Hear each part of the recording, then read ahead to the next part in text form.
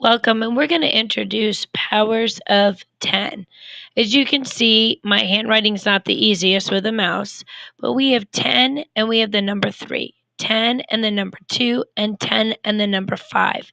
These smaller numbers are called exponents. You do not need to know that for 5th grade. You just need to kind of be familiar that that's what they're referring to.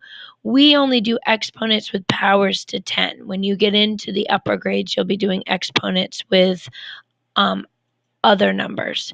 So in this one, if we were going to look directly just at this particular number here, what this basically is saying is this is our base right here. This is our exponent, which I said again is not a number we would use, but it's saying that it's 10 to the third power. That's like saying 10 times 10 times 10. Oftentimes, people want to replace the multiplication sign with addition sign, which then they would say that's worth 30.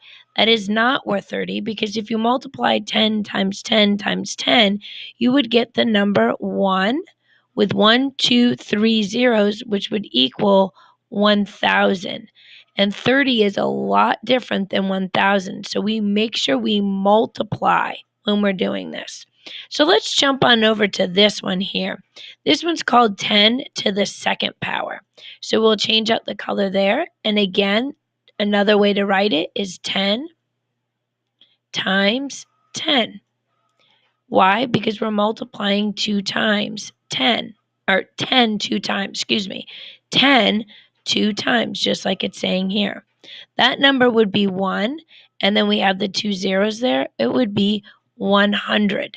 So these are the 3 different ways to write that same number. And let's finish it out with the last one. And by this time, you probably know how to do this.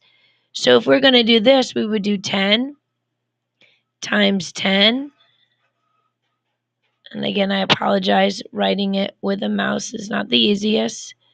Times 10. And you guessed it, we have to do it one more time because we're multiplying it 5 times. Why are we doing it 5 times? Because the number says to the 5th power. 10 to the 5th power. And then we would write 1 with 1, 2, 3, 4, 5 zeros after it. 1, 2, 3, 4, and 5. And we never leave a number like that. We always put our commas in. So we'd say ones, tens, hundreds, comma, 1,000, 10,000, 100,000.